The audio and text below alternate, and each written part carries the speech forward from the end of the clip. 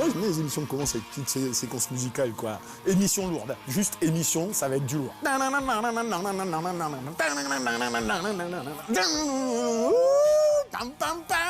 pardon.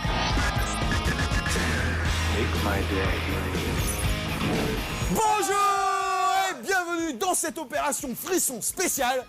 Welcome to the jungle. We got fun and games.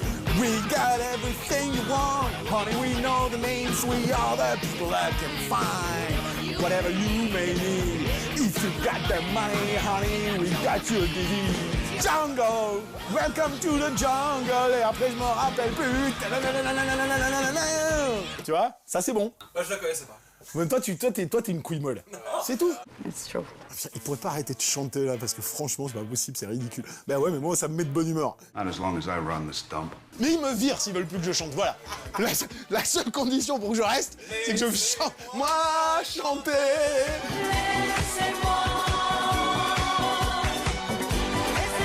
danser, chanter en liberté tout l'été. Et ouais, mes braves, ce mois-ci, c'est la jungle, la loi du talion, la violence inhérente à une humanité que les immenses films que j'ai sélectionnés interrogent chacun à leur manière.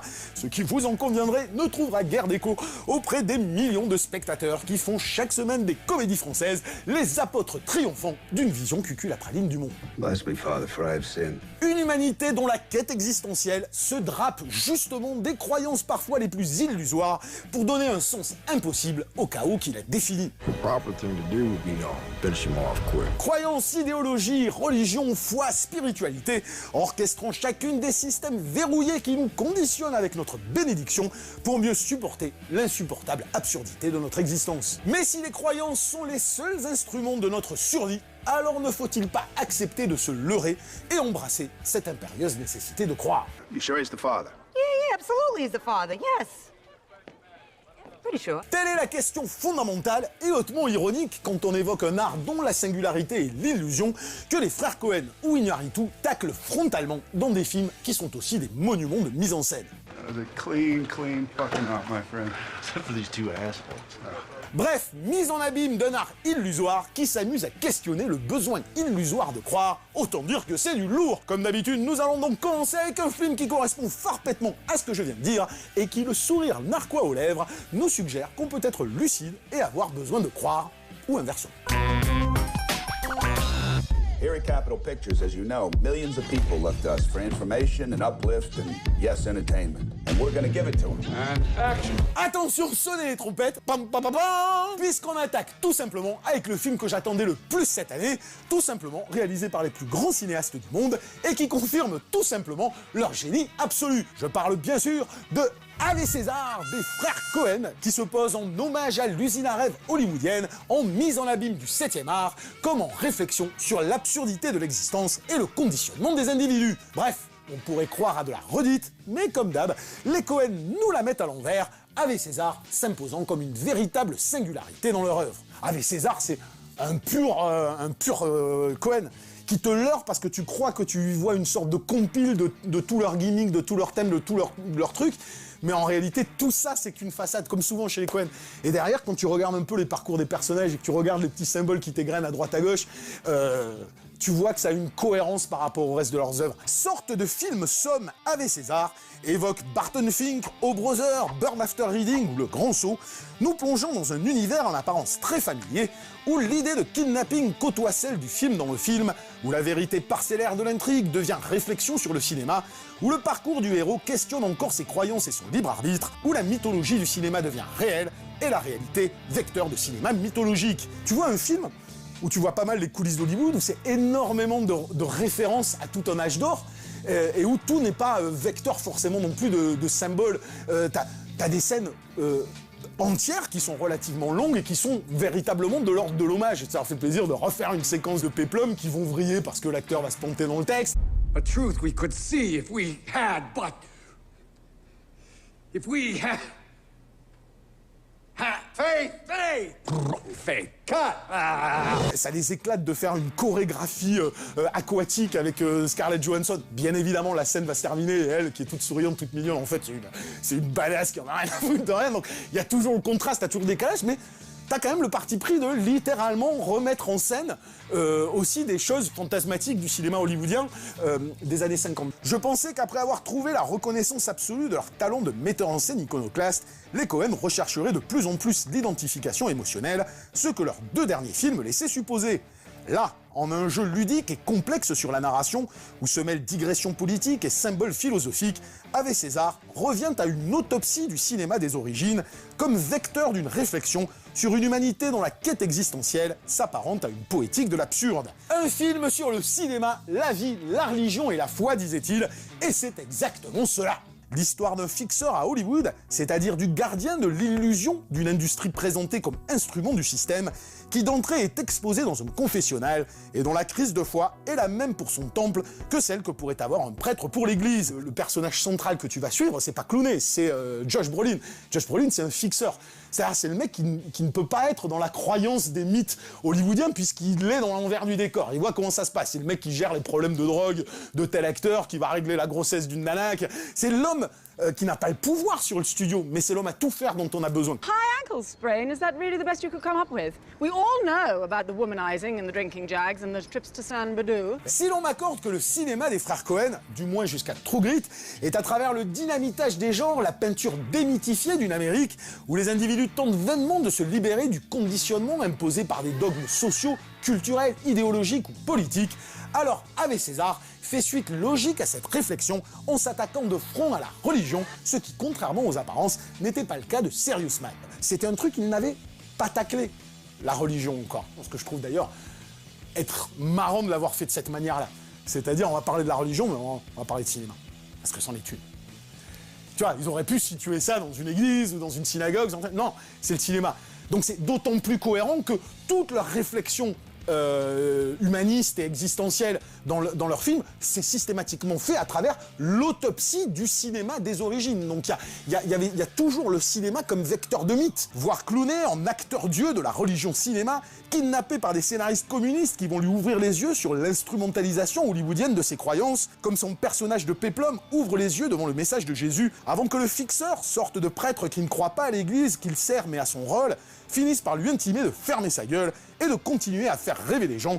Franchement, ça suffit à mesurer l'incroyable profondeur d'un film qui, comme souvent chez les Coen, utilise ses références cinématographiques pour se poser en antichambre ironique du système qu'elles servent. Yeah, that's what I'm saying. They were both louses. Marrying a third louse ain't gonna do me no good. Un film singulier parce que pour la première fois chez les Coen, la poésie du désespoir, qui voit l'homme de la rue échouer systématiquement dans sa vaine tentative de se libérer du système, devient ici désespoir que l'on embrasse. Tous les films des frères Coen racontent ça. Le combat, la tentative de libération de l'individu face à différents systèmes. Et quand tu regardes bien chaque film des frères Coen, chacun évoque un système particulier qui peut être une institution comme il peut être un système de pensée. Et cette fois, leur personnage central, ni homme de la rue, ni homme de pouvoir, mais maillon essentiel du système, questionne son désir de liberté, finit lui aussi par se soumettre, sauf que ce n'est plus une compromission, ni une résignation, mais la conviction qu'il est parfois plus simple pour survivre de choisir la croyance aux ténèbres de la lucidité existentielle. Moi, je rapproche le plus Ave César de Big Lebowski,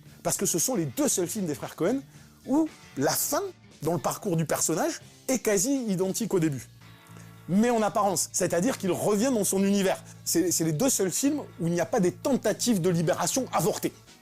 Ou impossible. Le plan final, d'habitude si démythifié... Non, si démythificateur, c'est ça. Say your line exactly as I'm about to. Just as I'm about to do. Le plan final, d'habitude si démythificateur et dénué d'espoir chez les Coen, fait ici du personnage principal non pas le serviteur de l'usine à foi hollywoodienne, mais celui de Dieu, qui à l'image prend la forme du nom des frères Coen. Comme toujours, l'ironie comme poésie du désespoir.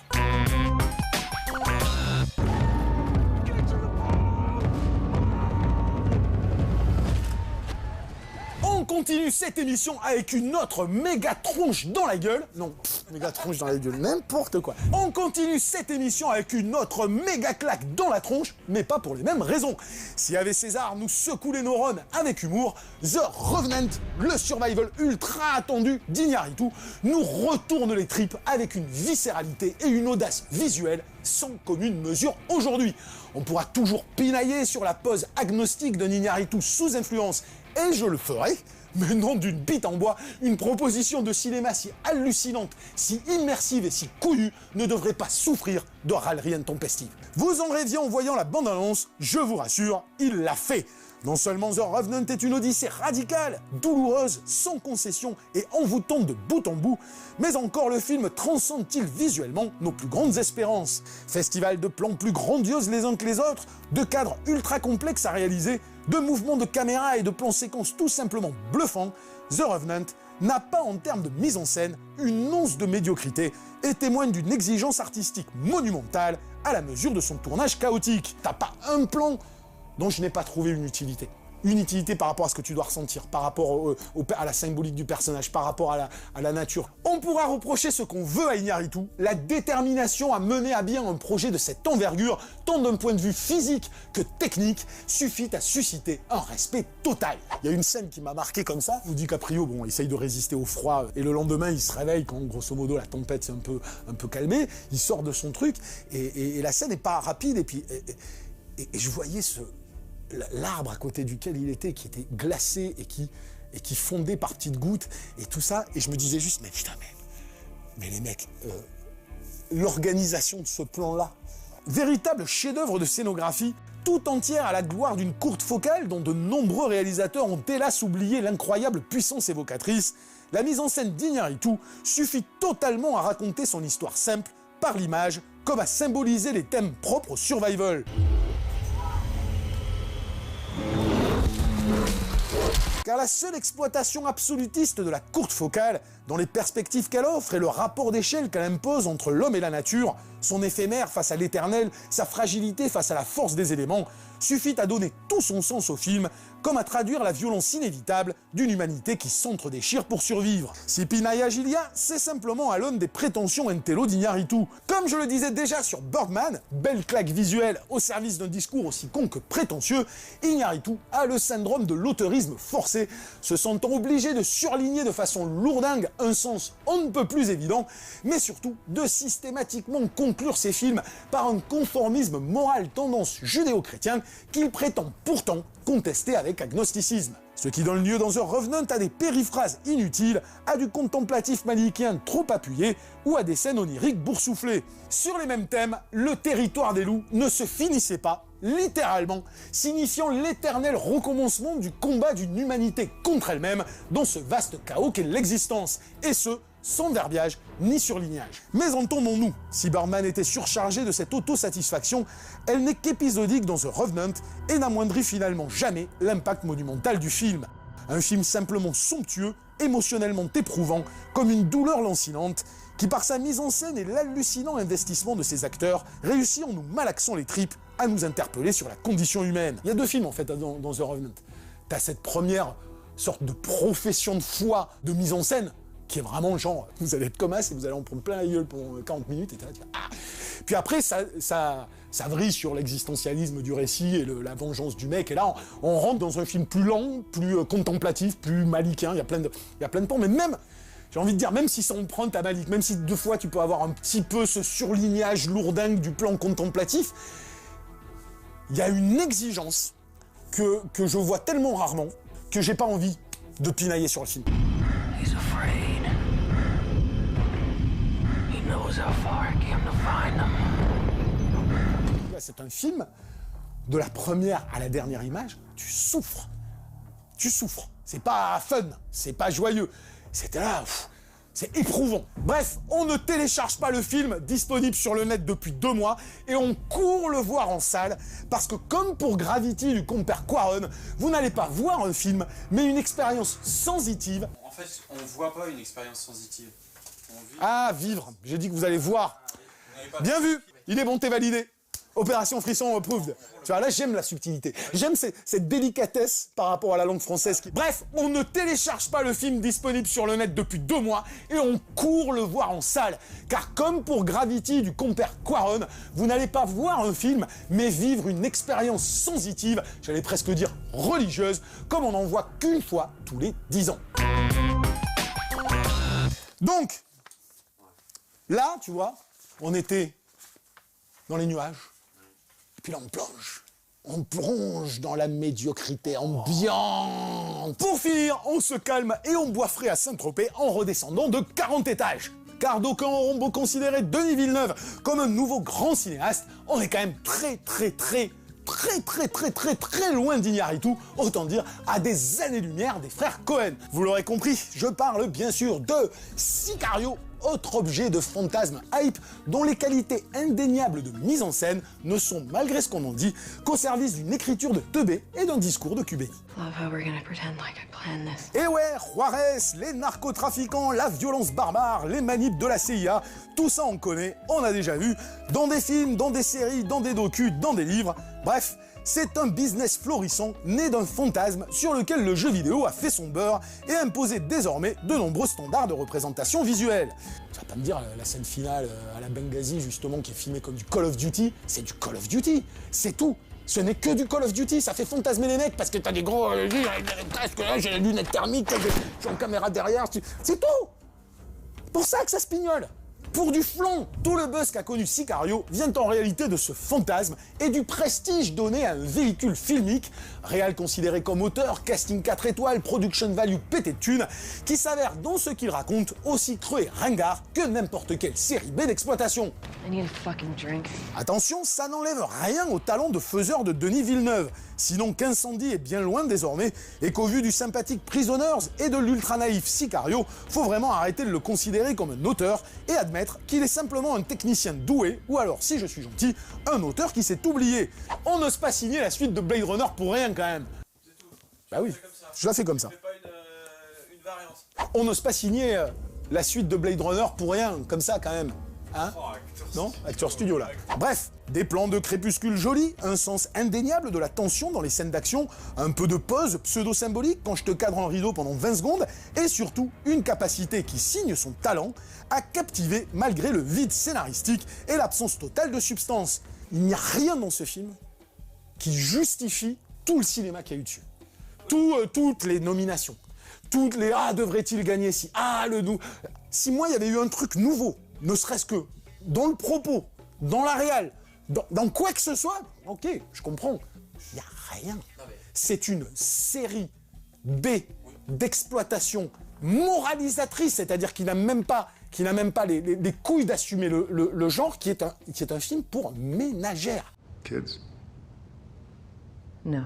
Tout Sicario est construit sur la base d'une révélation plus niaise et naïve tumeur de la réalité de la guerre contre les narcos, des manips de la CIA, des deals avec les cartels eux-mêmes, en passant par la question de la raison d'État. Qui peut croire aujourd'hui, à part la ménagère attirée dans la salle par la pub, à part ceux qui ne connaissent rien au genre et n'ont jamais vu un narcopolar de leur vie, qu'une flic du FBI n'est au courant de rien et s'indigne comme une ingénue cuculapraline à chaque fois qu'on lui carre en face ce qui est à la fois une réalité connue de tous et un code du genre.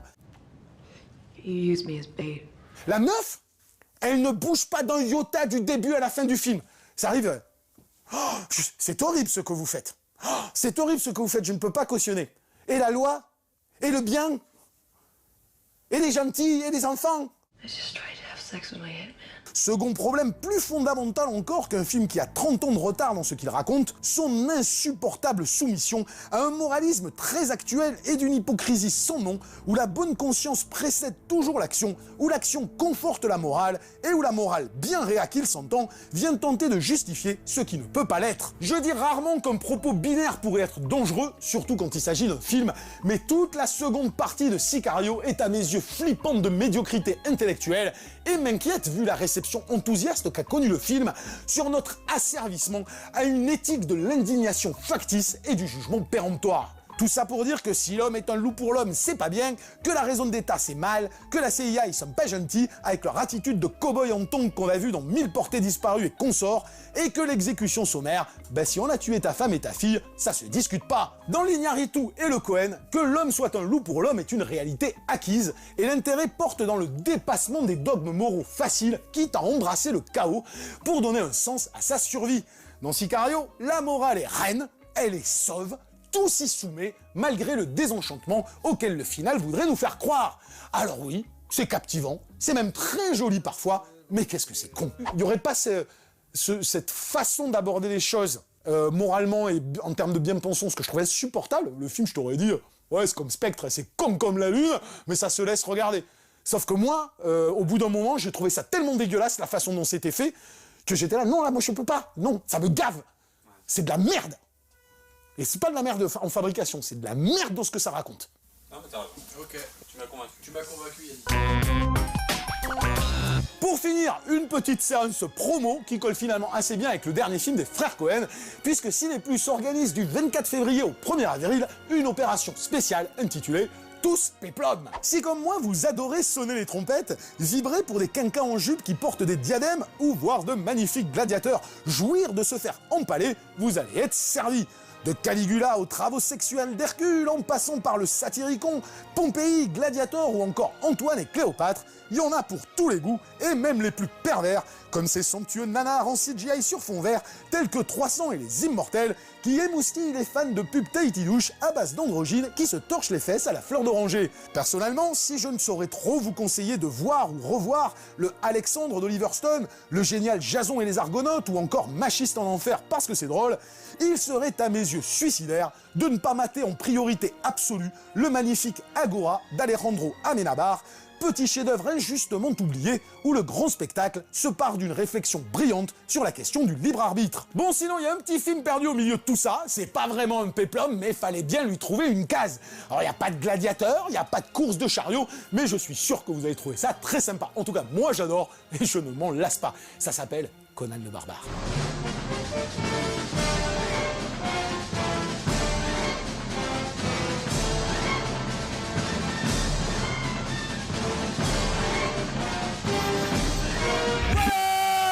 Opération frisson spécial Welcome to the Jungle, c'est terminé, je peux pas te dire give me the DVDs, you punk motherfuckers, on le dit plus jamais, parce qu'on a jamais les DVD, et en plus je voulais pas celui de Sicario.